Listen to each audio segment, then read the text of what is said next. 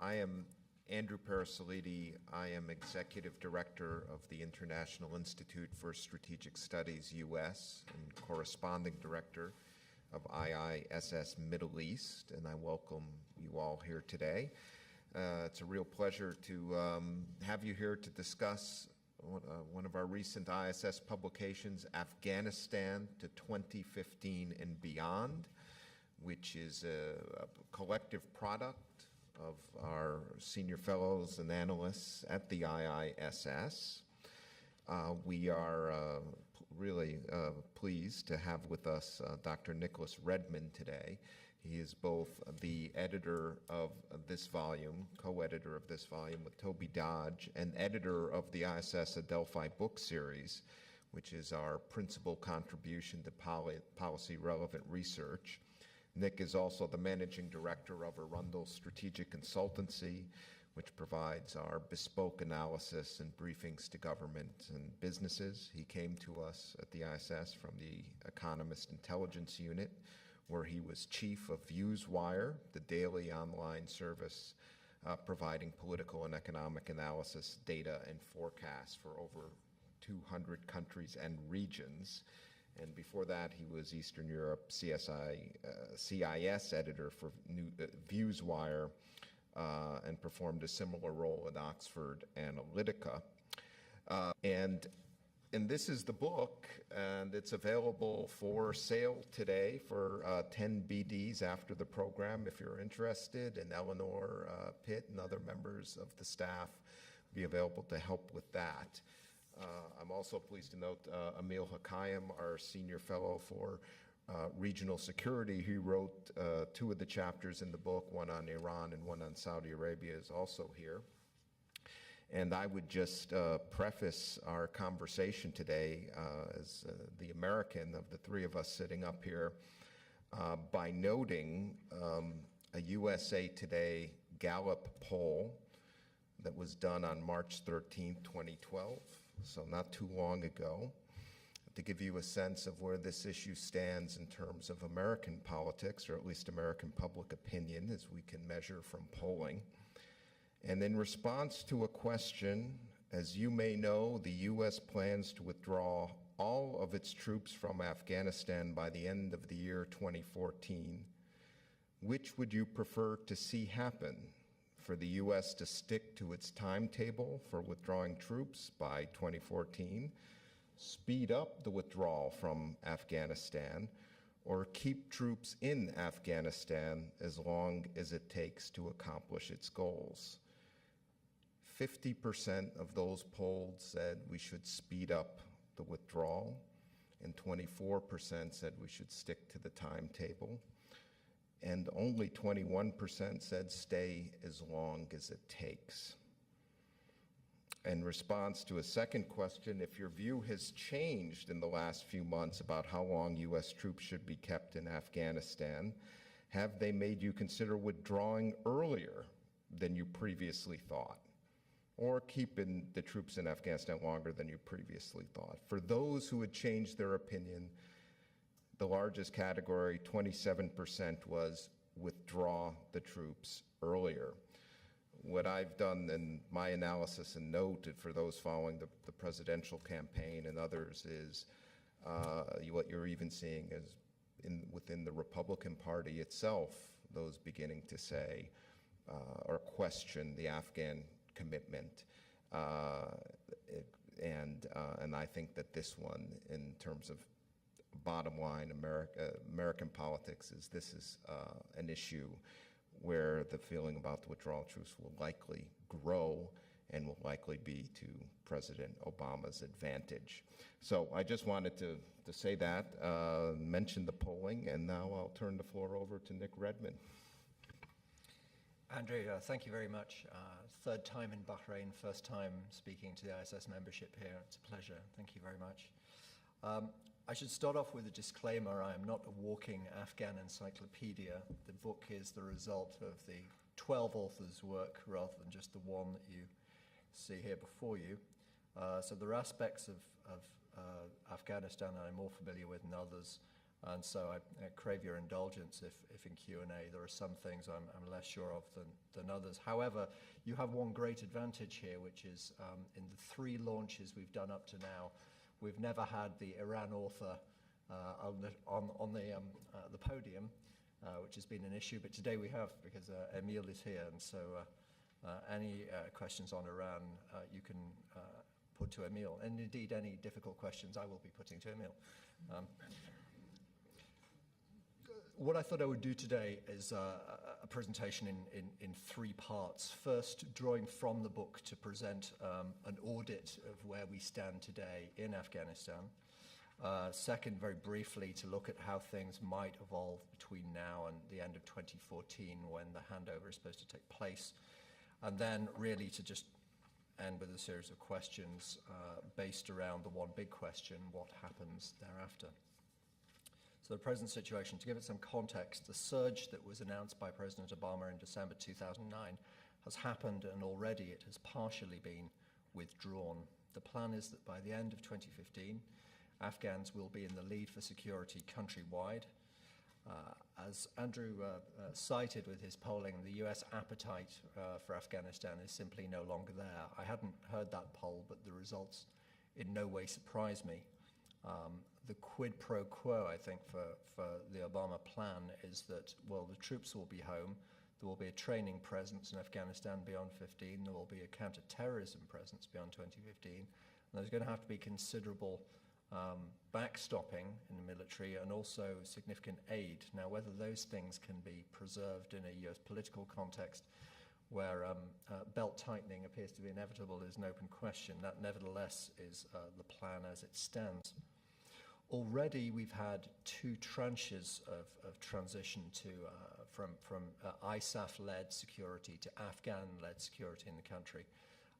Actually, the second tranche might not be completed, but it's certainly been announced and partially completed. As a result of that, today, 50% of the Afghan population is actually living in areas where Afghans are already in the lead for security. I should hasten to clarify that's 50% of the population. That is certainly not 50% of the territory. The proportion there is much smaller. 2 objectives for the Western countries at the outset of this campaign: firstly, to crush al-Qaeda and to deny it the capability to launch attacks internationally from Afghanistan, and secondly, to leave a domestic settlement in Afghanistan that would preclude al-Qaeda's return. As you might guess from the way I've set those 2 up, Objective 1 is a much easier thing to achieve than Objective 2. So on the terror and insurgency angle, I think it's fair enough to say that after a few years, and certainly at the point we're at today, al-Qaeda as a resident and operative entity within Afghanistan is fractured and depleted. This was the case indeed well before Osama bin Laden was killed in Pakistan.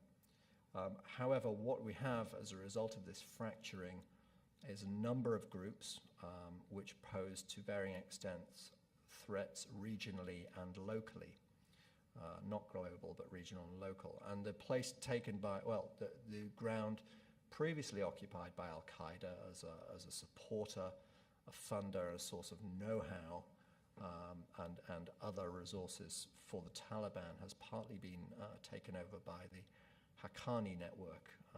Haqqani Senior is a man that has long-standing ties with the Taliban, actually with bin Laden himself. Within the terrorist kaleidoscope within Afghanistan, Haqqani occupies a unique position, and for the future of Afghanistan in particular, it's a uniquely problematic position. It's, of all the terrorist groups, it's the only one that ticks all 3 boxes. It's based in Pakistan, so it's very difficult for ISAF or Afghan forces to get after it. It has international inclinations, if not an active international outlook. It's certainly prepared to look beyond its immediate region. And crucially, it is not ranged against, its guns are not turned against the Pakistani state. And as a result of that, the ISI's position and the policy towards it is one of benign neglect, or indeed somewhere closer to active support. So Haqqani is a name that has already been in the press for a while, and it's one that I think we're going to be bumping up against time and again. So if the terror and insurgency problem as an international phenomenon from Afghanistan has largely been neutered, the more difficult task of ensuring that remains the case, that Afghanistan is not a problem in the future, remains. Let me look then through the political setup, military security in the country, position of the economy, and then move on to foreign affairs, so politics. The Afghan constitution, which was rewritten in the early 2000s, has a very ambitious vision, hugely ambitious when you consider the realities of Afghan history and how diffuse power was throughout the country and how weak Kabul's grip has been historically over the rest of the country. A very ambitious vision of a strong state and a strong central government.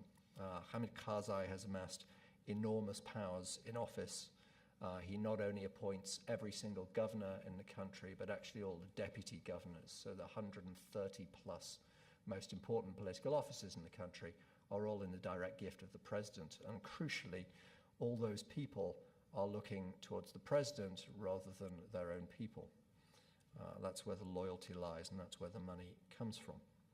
He's built a patronage network, crude, effective, corrupt, tenacious patronage network with money flowing down rather than love or loyalty as the glue for this rather large elite under his control. It's nevertheless worth noting, I think, that service provision within all this, despite the corruption, despite the limitations of the state, has improved. And the best example of this, I think, and it's a useful corrective against all the negative headlines today, is to look at the situation in schools. In 2001, there were less than 1 million Afghan children in schools, and only 5,000 of those pupils were girls.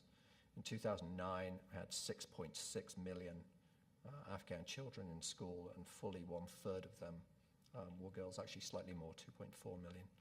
So much still to be done, but definitely progress on that sphere has been made. Situation with education and health has improved. Service provision is, however, still patchy, still uneven, and is still subject to insurgent attacks for the precise reason that this is one of the best ways an insurgent can undercut the legitimacy of the government.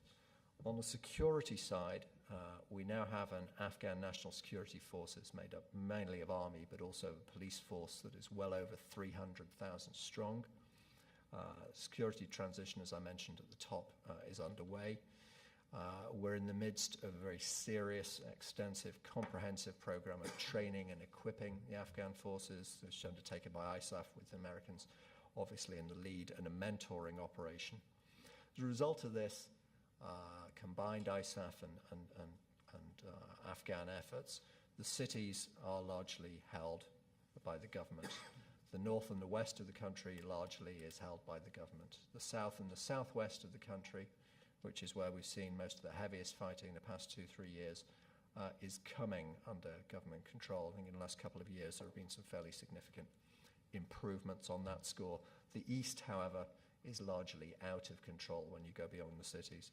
And that's a situation I think we'll find very difficult to change between now and 2014. There is a capability and competence problem still with the Afghan armed forces. Still too many of them need mentoring or indeed active Western lead. And so that's it makes for a very challenging transitional period and real race against the clock. And in this context, Karzai's recent decision to order foreign troops back to their bases is one that I view with some alarm. On the economy, not something that has been particularly developed over the centuries, but an institution of which it's not easy to have very high expectations, and the Afghan population historically has not had very high expectations of the economy. It is nevertheless important that at least a minimum level of welfare be maintained for a couple of reasons. Firstly, simply a deeply poor, a population with high levels of unemployment is inimical to the stabilization that is needed politically.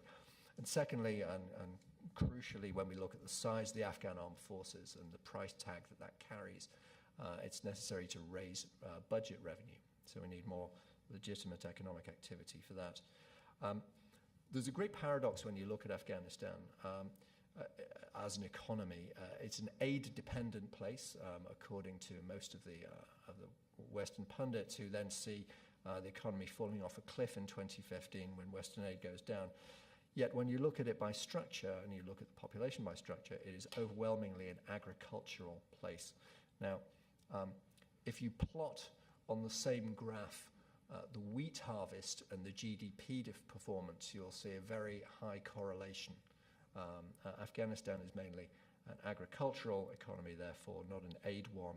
And while these aid matters in the cities, which are obviously important in a political sense, for the broader population, I'm not sure that aid has really made too much of a difference, and therefore I'm not sure the withdrawal of aid is going to be such a disaster. I mean, the figures that we have, such as they are, imperfect as they are, is that Afghanistan's population is about 80% rural, and to the best of our knowledge, about 70% of the labor force is employed in agriculture.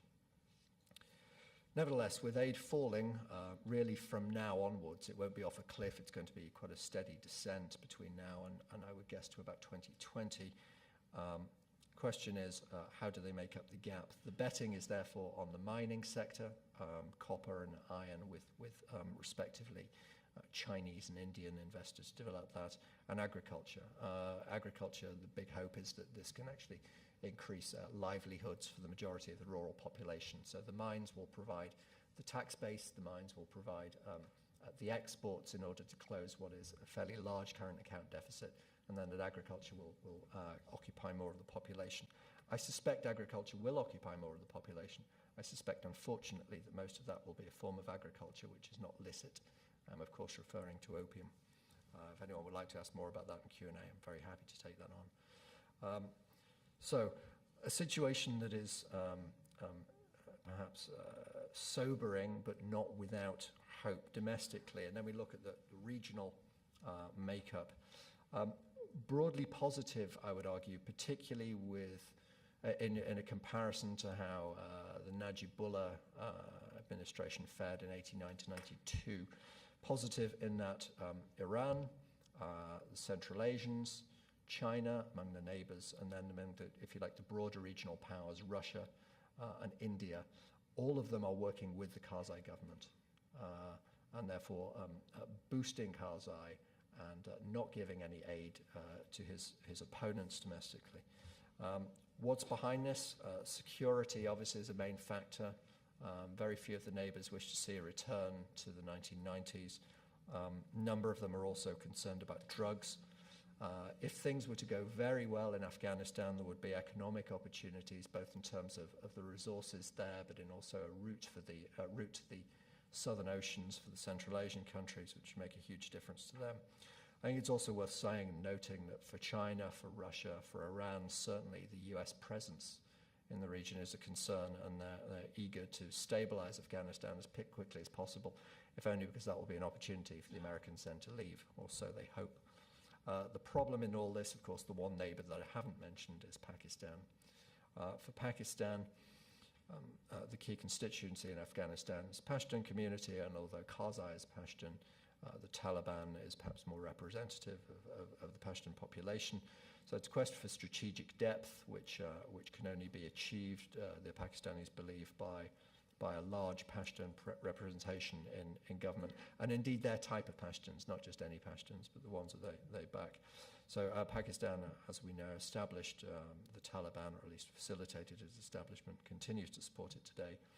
The problem it has, however, is that this policy has rebounded disastrously on Pakistan. So in the border areas now have a situation where, as well as a number of militant groups that are operating against the Afghan government, there are also groups operating against the Pakistani government and seeking the overthrow of that government.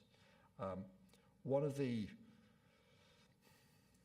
difficulties, one of the sensitive subjects, obviously, for the Pakistani government is when they are on the receiving end of charges that they're being soft on terrorism, they have actually fought a very wounding and hefty war on terrorist groups, and indeed Pakistani combat deaths as a result of their own war on terror are actually greater than coalition and certainly US combat deaths in Afghanistan and Pakistan over this period. One of the tentative conclusions out of this book, one of the signs of optimism, is as a result of the unfolding and gathering threat to the Pakistani state as a result of terrorist groups, there are signs on the part of the Pakistani military, and in particular the ISI, of a rethink. Haqqani, the head of the Pakistani army, has come out publicly said, we cannot wish for Afghanistan that actually Pakistan might be willing to row back some of its support for the Taliban. In this context, I think Indian policy might actually be of assistance. India has certainly curtailed its ambitions in Afghanistan over the past few years, and part of the Pakistani unease is a sense around Afghanistan is a sense that they might ultimately be encircled by India. The problem is obviously there are no negotiations between the two, and without those negotiations it's a case of unilateral measures that may or may not reassure. Looking to 2015 then, what are the major trends that we, my colleagues and I, see? Firstly, we expect the train and equip program to continue and transition to proceed, handing over more and more areas to Afghan forces. Partly that's going to be dependent on security situations on the ground, also on how quickly the Afghan armed forces can get up to the mark, to the stage where maybe they only need to operate with Western military advisors rather than any more extensive form of hand-holding. Aid is already winding down, as I said, but I don't expect it to fall off a cliff. Crucially, because we're in a transition phase, I think the prospects for further territorial gains are slim to non-existent. So that means that the east of Afghanistan is going to be ungoverned territory to 2015 and for some time beyond. We have an election in 2014 in the middle of that year scheduled. That will be a challenge because Karzai cannot, according to the constitution, stand. And then we have the issue hanging up in the air of peace talks. And again, if anybody would like to pursue that, I'm happy to do so. So we expect broadly that by the end of 2014, whoever is Afghan president will have security lead, or his forces will have security lead over the whole country. We're looking at a very complex transition with myriad variables. Forecasting this situation is uniquely difficult, and so the conclusions that we're offering in the book are offered with an appropriate sense of humility and caution. Post-2015, we conclude Afghanistan is going to be a poor, weak, and unstable place, but we don't anticipate that the government will collapse or that the Taliban will take over.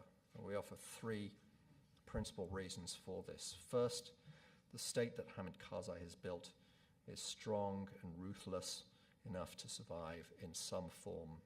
It's going to have to undertake a transition because the ambitions which are written into the constitution are simply unaffordable in the post-2015 context. He's going to have to accept a different balance with the regions to the one that he currently has today. Second reason for our guarded optimism is that we believe that the ANSF should be good enough to hold the line with Western military support. The best analogy I can give here is a tug of war, if you're familiar with that, where you have a long rope, two teams roughly evenly split either side, pulling, each trying to pull the other side over. If you have two teams that are roughly of the same strength and weight, then the rope will actually stay pretty much stable. Our working assumption is that as fewer ISAF hands are on the rope and more Afghan hands come to the rope, some ground might be lost, but there will be no collapse. So the balance that currently exists largely will be maintained.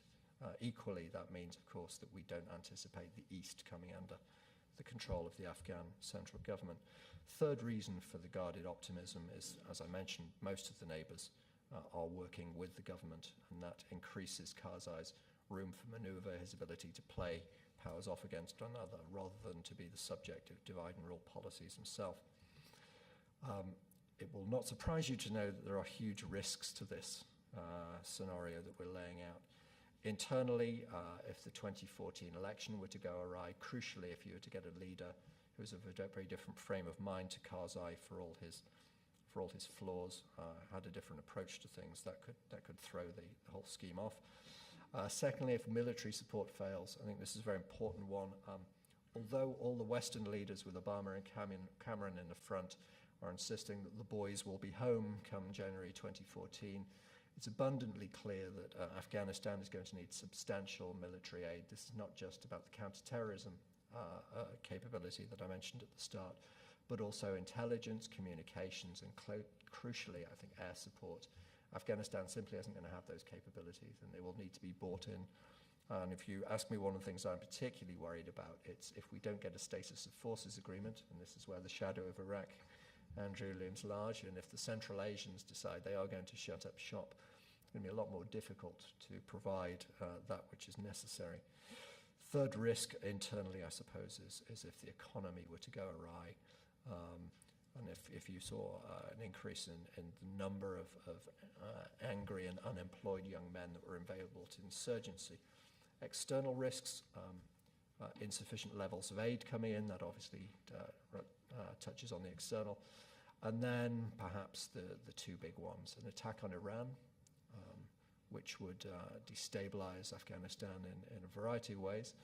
The collapse of Pakistan, I don't think I need to expand on that one, that would be a problem. But also I think if regional powers were to shift to a position where instead of backing Karzai or his successor, they started to play divide and rule. There's an element of almost the markets about this and about self-fulfilling prophecies. If Karzai or his successor can get off to a good start, Karzai's successor, if he can get off to a good start in 2015, 2016, I think we can see a slow but nevertheless positive momentum which would encourage the regional states to continue supporting the government. If they got off to a bad start, the incentives for those regional powers to actually start backing their traditional ethnic proxies rather than the government in Kabul would continue. So I think sort of 2014, 2015, 2016 is a particularly important period for Afghanistan. Thank you. Nick, thank you for that. And what we'll do here, we're on the record. I'll get a list of people for questions, and we have about 30 minutes or so. I'm gonna take the liberty of the chair to take the first question. And Nick, what I'm gonna ask here is just your bottom line assessment based upon some of the things you talked about. As one who was on a congressional staff during the Iraq War and immediately after, boy, I got a lot of briefings on the training of Iraqi military forces from 2003 to when I left in 2008. Let me just say, after that experience, I don't know that the number of forces trained is the best barometer of the effectiveness and cohesiveness of the military coming out of a situation like in Iraq or Afghanistan. So I don't know. I think you got to be looking at other things besides the training, those numbers. You talk about Karzai's leadership and what we might expect after Karzai. Well, as part of the U.S. stepping back from Afghanistan, we think Karzai should be talking to the Taliban. And is it then your assessment that as the U.S. steps further back and encourages a Karzai dialogue with the Taliban, that the Taliban's role is constant or reduced in Afghan politics, and that Karzai's own consolidation of power somehow limits in that role in the absence of the United States? I'd be interested to know. A status of forces agreement, if I had to, give my bet today after what's happened in Afghanistan, you see Karzai pushing for that today? I don't know. And the regional piece you've mentioned is an interesting one to me because absolutely Afghanistan is working with all of the regional powers you talk about. But are those regional powers working together in a consensus on Afghanistan? It seems to me that the US, Iran, India, and Pakistan, while working with Karzai, and he has to manage all of these things, are working at cross interests in Afghanistan. So do you see, as we move to 2015 and beyond, the emergence of a regional consensus on Afghanistan? Okay, was that 4 questions? Okay. There you go. Training in Afghan armed forces, yeah, it's not simply a question of numbers. Battalion by battalion, they're being rated and goes through various stages. There's actually, the gradations are actually put in the book in the strategic geography section, I think page, Roman numerals, page 20, but it ranges from sort of ineffective to dependent on coalition success to effective with assistance, effective with advisors, and independent. So they have tried some sort of qualitative assessment. Ultimately the proof of the pudding is on the day when they have to do it on their own, and all assessments, I suppose, are going to be slightly hedged until that moment.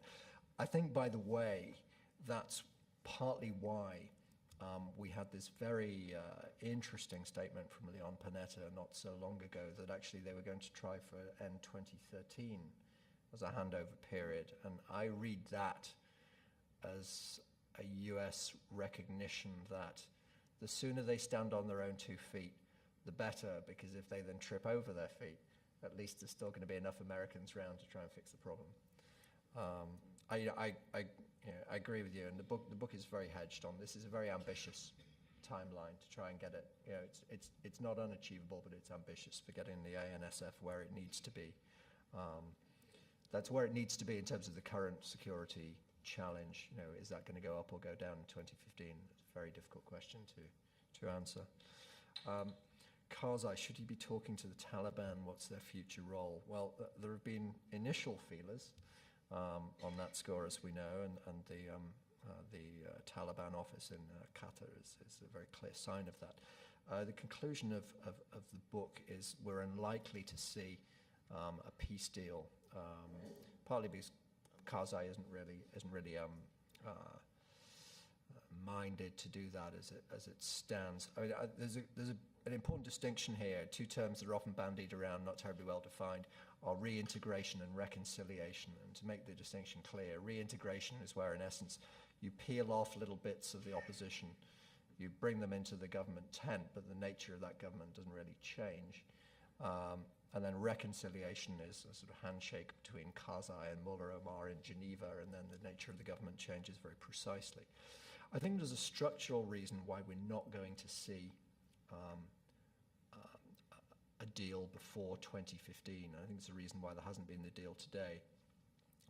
And that's because neither party is necessarily clear that their bargaining strength today is as good as it could be in the future. For the Taliban, it's a fairly easy calculation. Here's a government that's been supported by billions of dollars of foreign aid, backed by the most sophisticated militaries on the planet, and yet it hasn't been able to achieve an overall win.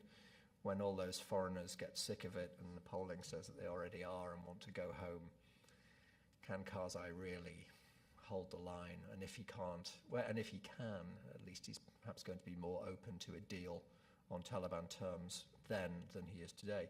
For the Karzai side of things, however, there's equally, I think, a sense that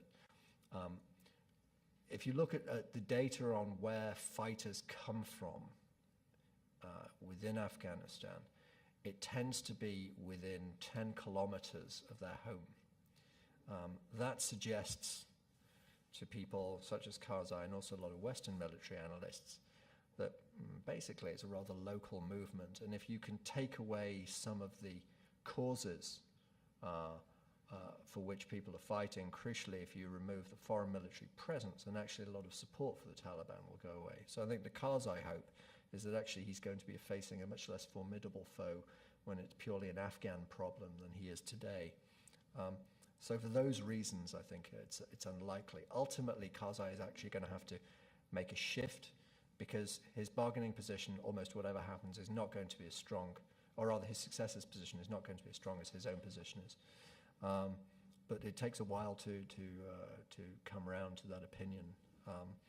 On the sofa, yeah, I mean, like you, I'm sort of concerned about it. The mood music, obviously, over the past 2 weeks could not possibly have been worse. I mean, what's happened could not possibly have been worse. Objectively, though, you can't help but feel that if Karzai has anything like rational advice, he must realize that his position is fundamentally weaker than that of the Iraqi government. His ability to stand on his own 2 feet has to be weaker, and his militaries in particular. And so you would hope that would encourage him to sign that sort of deal. I don't say without a SOFA it would be impossible to provide the aid, but it would certainly be more difficult, more expensive, and also more constrained. Regional powers, are they coordinated? India and Iran are actually fairly well coordinated. The Russians and the Central Asians, to the extent that they're playing, are reasonably of a mind. Pakistan obviously is the outlier there, with Saudi Arabia standing behind them. But perhaps with more. At the moment, these states are playing if you like, a backseat role, principally because the Americans are in the front. As the Americans move to the back, this is actually a problem that they're going to have to own rather more than the US. The US is a long way away. Afghanistan is the problem that's on their doorstep. So can they coordinate more? I don't know, but there is some reason to believe that they should. Very good, thank you. The floor is open. If you could identify yourself as well when I call on you, of course, Mr. Zayani.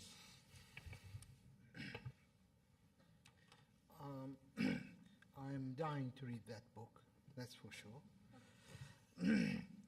But I have questions here to ask about the solution after the Americans leave. You came there to establish democracy. Isn't that why you went to Iraq? Iraq is destroyed because you wanted to establish democracy. Is Afghanistan next? Is it the policy in the whole world here, this Arab world, to force democracy down our throat and you cause disruption?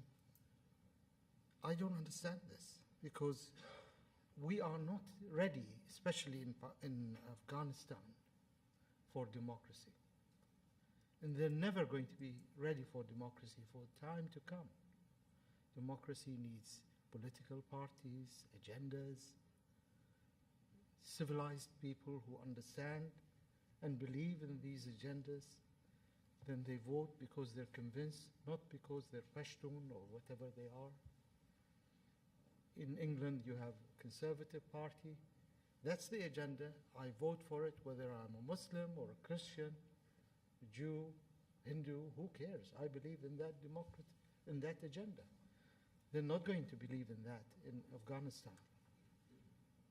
I'm afraid you're going to lose even the loyalty of the police force and the army, because they're going to head back to their tribal roots. What's dividing Iraq today? Tribal roots. And they're supposed to be a lot more educated than Afghanistan. We are not yet ready for democracy.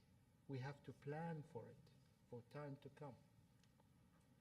And I think what's going to happen in Afghanistan is another big mess. And there will be not another superpower coming through to support it, because Russia has burnt its fingers, and now the United States. And I don't believe even the regional forces will be daring to enter 100% into that region. So I still don't get an answer from you that convinces me what's going to happen after the Americans leave. Your suggestions, in my opinion, are vague, and they do not give us a real conclusion. In my opinion, there'll be a mad mess, and God knows what will happen in the region after that. Can you disagree or agree with me on that? Allow me to politely disagree with you. When the invasion was announced, I don't believe the word democracy was uttered. It was designed to remove Al-Qaeda as a threat. Once Western forces found themselves in position of the field, then the question had to be, what sort of country are they going to leave behind? And then you're quite right, you know, the words like democracy then did come up. But it was only after it was possession of the field. I mean, there was no democratic agenda for Afghanistan at the outset. It was a decision taken very quickly, as you know. I agree with your fundamental point that democracy only really becomes a viable option when it grows from the grassroots upwards. It's not something that can be dropped from 30,000 feet or imposed. For Afghanistan, I think what you've seen in the last 2 or 3 years is a very different, well, a political strategy that has embraced realism. You know, and one of the things we actually mention in passing in the book is around about sort of 2009, 2010, a lot of Western briefers were saying things like, of course it's not going to be a Jeffersonian democracy. Actually, with gun ownership, maybe it will be, but which I think was a cover for the fact that actually there was a lot of rather muddled and utopian thinking in the sort of 2006, 2009 period about what could be achieved, about what the starting conditions were, about how much blood and treasure and time in the United States and its allies were prepared to expend, about what was achievable over that time frame and that resource constraints.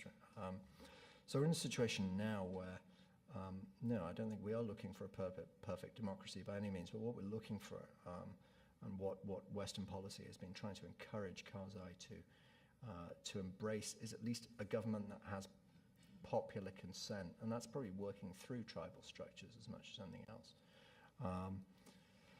in order to have a situation where at least people are broadly happy with the governing arrangements that they have in the country. So that's on the sort of domestic side. On the big mess, I mean, I refer you back to what I said. We think it's going to be sort of weak, messy, unstable, not going to be rule of law around the country. But nevertheless, there's probably enough cash running through the governing system that Karzai has to actually keep a lot of the people who he currently has under him loyal. And if the army is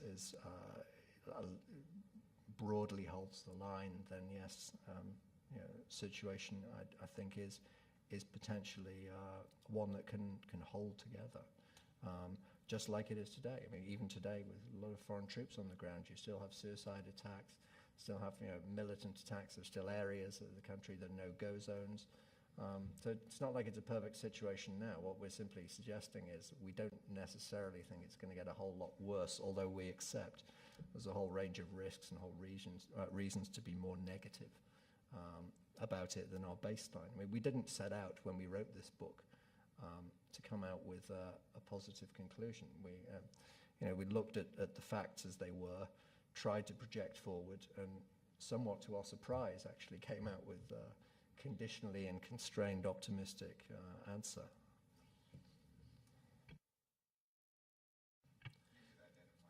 Sure. Doug Hanson, Luke, with HLD Partners and B Finance. Thank you very much. I've got 3 questions, one of which is completely open because I don't know the answer, and the other 2 are possibly leading with some proposals or ideas which I'd be interested in your opinion on. But the first question is, you talked about the East not being under control. As I understand it, and I could be wrong, the East is actually made up of Pathan, Tajik, possibly Uzbek, Hazari, and other groups. So it could be an area which itself splinters, and that instability becomes even more complicated and in a very complicated situation. But I don't know. So I want you were intriguing about the East, but you didn't offer any detail as to why it's a no-go area. The second is on the economy. One of the great bringers of peace is money and commerce and trade. But you also said that probably the biggest opportunity right now is opium. I was in Afghanistan around 2 years ago when Hamid Karzai announced huge discoveries of minerals and reserves. Are they a hope? Is the route to the southern seas a hope? Is it a realistic hope? And then the third question is the tactic of, I mean, Afghanistan's actually got a relatively small population. When you said that there are 300,000 policemen, that frightened me, because that means you've got 300,000 people who are being given guns on behalf of the state, given military training or basic military training, and who knows whose loyalty they're going to be with. Now, it's a long time ago, and it was a very different situation back in 1980 in Rhodesia, Zimbabwe, when the international peacekeepers or the British peacekeepers came in. They paid money for rifles to be taken and to be burnt and destroyed. Whereas what seems to be happening in Afghanistan, more and more munitions and weapons are being put in, and they're being paid for, and people are being paid to carry them. Surely this is going to bring about less stability, but more long-term harm. Again, these are open questions, possibly slightly leading, but I'd be interested in your opinion. Eastern splintering. Well, given that it's already so sort of lawless, and why is it like that? The fact that it's bordering Pakistan makes it more difficult. The fact that there are large Pashtun populations there makes it more difficult, and Karzai has very few constituencies there. I mean, we're talking about the rural areas, we're not talking about the cities. Obviously, it makes the situation more difficult, and quite simply, the prime focus for ISAF over the past sort of couple of years has been the south and southwest. So the east was simply the last area that they were going to hit, but they're just not going to get round to it. Although the US military is certainly trying its best, but there's a recognition that quite simply they're out of time, out of resources. And the best thing that they can do is hold the line. So in terms of splintering, it's difficult for it to splinter when it's already so sort of amorphous and lawless. On economy, yes, there are vast mineral resources, but you can't really get a better example of a case of stranded resources in Afghanistan. I mean, the infrastructure is so weak, so far from the ocean. Security environment is still very difficult. The big iron ore mine, Hajigak, which is being developed by a Chinese corporation. I'm fairly sure that the workers who were sleeping in tents were shelled on their first night on site. Let me give you another example just about how difficult the situation in the economy is. The power is a huge problem in terms of developing the economy. What the US has been obliged to do, and I'm using the US generally as a shorthand for ISAF here, but actually this is the US in particular that's done this. To solve the power shortage, they've brought in a lot of diesel generators. Now, there is great hydropower potential in that country, but you need 2 or 3 things to actually turn that into that potential into actual capacity. First is that you need security, and second, either you're going to need good, profitable tariffs and a good payment and collection regime, or else a huge amount of seed money to actually get the thing off the ground. It's either going to be private investors or it's going to be a very wealthy government to do that. Now, as we know, we don't have private investors or a particularly wealthy government. The legal situation is difficult. Actually, you do have payment discipline in some areas. In some areas, they've been hooked up back to the mains, and unfortunately, it's been the Taliban that have been collecting on the bills rather than the providers. The reason I'm talking about this is one of the big power projects is the Kajaki Dam in sort of Helmand-Kandahar border area, where at great expense, a turbine was taken most of the way there, but a security situation did not allow it actually to be installed. So infrastructure is a problem. The road networks, Afghanistan is the land that basically railway doesn't get into, although all sorts of different gauge railways are all around it. And so that's going to be a further problem, although not an insuperable one in terms of how you hook it up to neighboring countries. Roads are really very poor. Obviously, there's no access to the sea.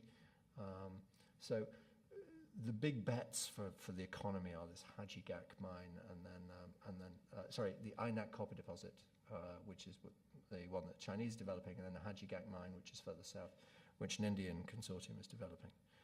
Obviously, the advantage of these is it's much easier to collect royalties than it is to tax a population that's overwhelmingly rural, and so that's what the budget is relying on. And this actually then moves into your on population question. because filling those government coffers is going to be very important in order to paying all those police and armed forces, and therefore keeping them loyal and keeping them correctly motivated. It's one of these situations where, how should we solve this problem? Well, I wouldn't start from here, but unfortunately we are here. There's a lot of weapons in the country already, and so the government needs a relatively large armed forces, simply in order to hold, I wouldn't say keep the peace, but to hold the territory that it currently holds.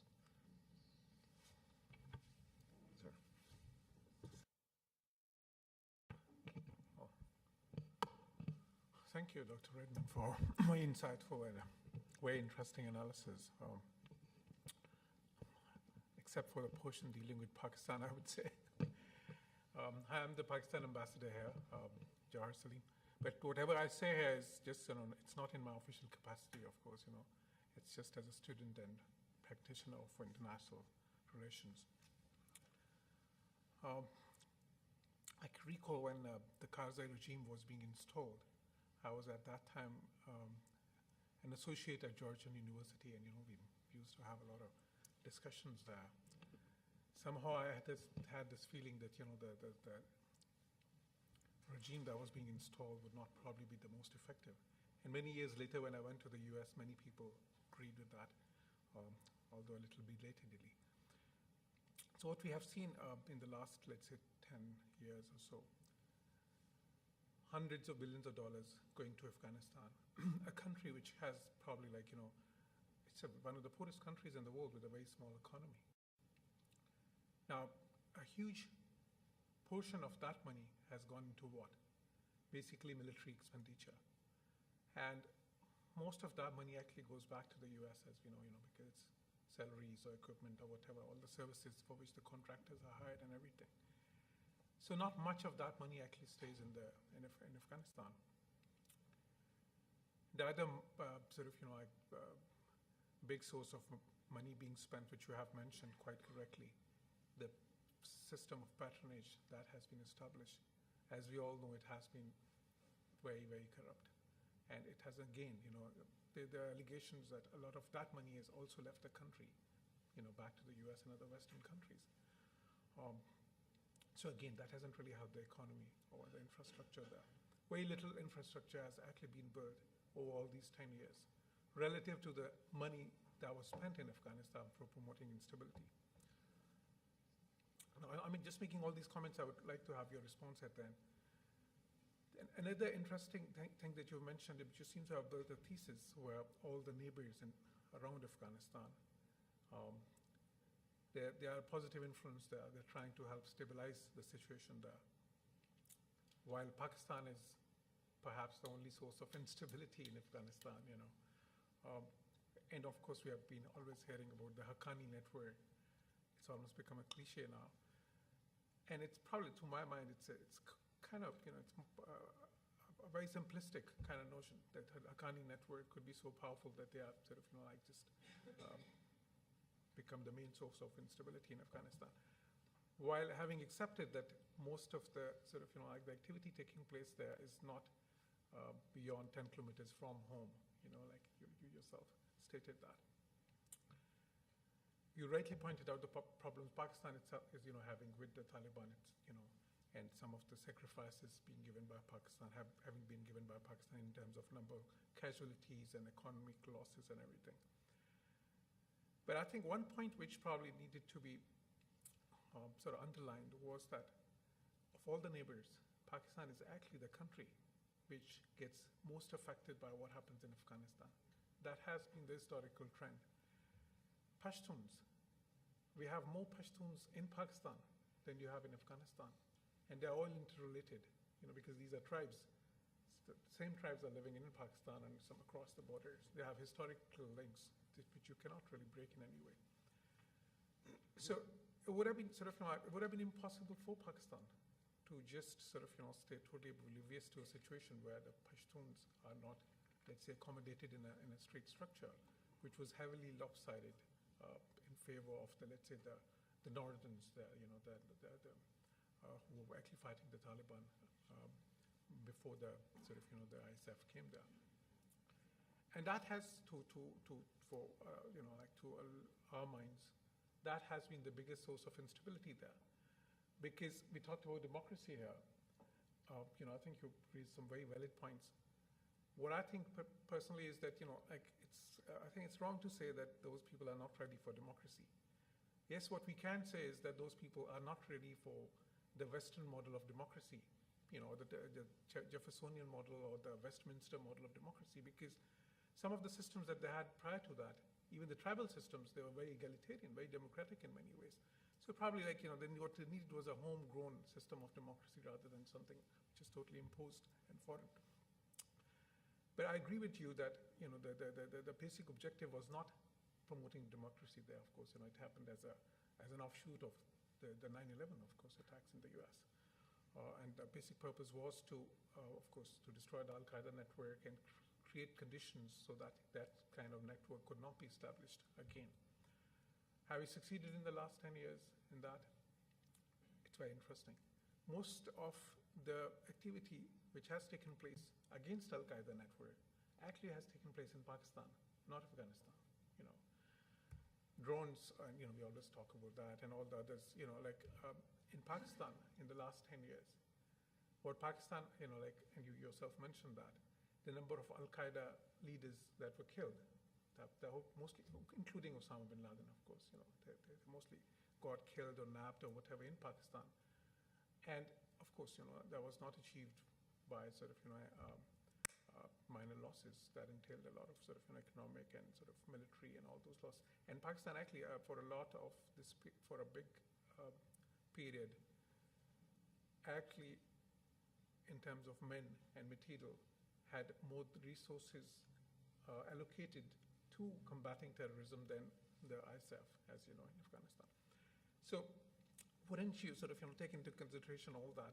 Don't you think that in this whole thesis, that thing that, Pakistan's, the so-called notion that Pakistan is the source of instability and, it's all about Haqqani network and, because we make it appear that as, Pakistan is the root of the problem rather than, in any way, solution. Although in the last 10 years, so many initiatives have come from Pakistan. In the last 10 years, around the border, Pakistan, we had literally 50,000 to 100,000 troops, across the border. And they were trying to actually help promote stability in Afghanistan. And then all the the fight against Al-Qaeda, then all the initiatives that we have taken in Afghanistan, including hundreds of millions of dollars spent there. Don't you think that should have been also highlighted on your book? Thank you.